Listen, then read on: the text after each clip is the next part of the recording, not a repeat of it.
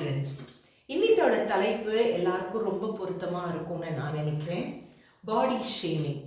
நிறைய பேர் மற்றவங்களை பார்க்கும்போது, நீ ரொம்ப குண்டாயிட்ட, நீ என்ன சாப்பிட்றதே இல்லையா, ஒல்லி ஆயிட்ட, கண்ணு ஒட்டி போயிடுச்சு, குள்ளமாக இருக்க, குண்டா இருக்க, நீட்டமாக இருக்க, நாட்டையாக இருக்க, செவப்பாக இருக்க, கருப்பாக இருக்க, இந்த மாதிரி தான் மக்கள் நம்மள்கிட்ட பேசுகிறாங்க. ஸோ இது தவறா அப்படிங்கிறது கேட்டிங்கன்னா கண்டிப்பாக தவறு தான். ஏன்னா நம்ம மற்றவங்கள யாரையுமே மனசை நோகிற மாதிரி நம்ம பேசக்கூடாது. ரைட்டா இல்லைங்களா?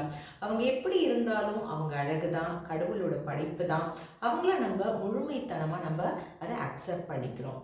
எஸ், குண்டா இருக்காங்க, அவங்களுக்கே அந்த உடம்பை குறைக்கணும்னு நினைக்கிறாங்க, ஏதாவது டிசீஸ்னால அந்த மாதிரி இருக்குது அப்படிங்கிறதுனா ஒரு எம்பத்தியோட அவங்கள்ட்ட பேசி என்ன பிரச்சனை அப்படிங்கிறது கேட்டு அக்கறை காமிச்சிட்டு அதை சொல்கிறது அது தோரணம் வேறையாக இருக்கும். ஆனால் நம்ம சும்மாவே நீ குண்டு, நீ ஒல்லி அப்படியெல்லாம் சொல்லி மற்றவங்கள நம்ம எடை போடக்கூடாது.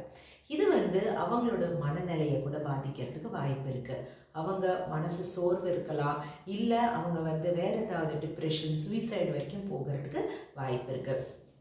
பொதுவாக இருக்கிற ஒரு நாளோட வேலை கூட அவங்க முழுமைத்தனமாக செய்யாமல் இருக்கலாம். அவங்களோட செல்ஃப் கான்ஃபிடென்ஸ், செல்ஃப் எஸ்டீம் எல்லாமே இறங்கி போயிடும். ஸோ மற்றவங்களை நம்ம புண்படுத்துகிற மாதிரி பேசாமல் இந்த மாதிரி பாடி ஷேமிங் கண்டிப்பாக பண்ணக்கூடாது. எஸ்பெஷலி இன்றைக்கி காலகட்டத்தில் நீங்கள் இளைஞர்களை பார்த்தீங்கன்னா, யங்ஸ்டர்ஸ், யங் அடல்ட்ஸ், டீனேஜர்ஸ் இவங்கள்ட்டெல்லாம் இந்த மாதிரி பேசக்கூடாது. ஏன் அப்படிங்கிறதுனா அது அவங்களோட மனசில் ரொம்ப ஆழத்தனமாக அது போயிடுறது. அது ஆனதுனால நிறைய பேர் விபரீதமான முடிவுகள் எல்லாம் எடுக்கிறாங்க. ஸோ கண்டிப்பாக நம்ம என்ன பேசுகிறோம், எப்படி பேசுகிறோம், எந்த அக்கறையோடு பேசுகிறோமா இல்லையா அப்படிங்கிறத நம்ம கவனித்து பார்க்கணும்.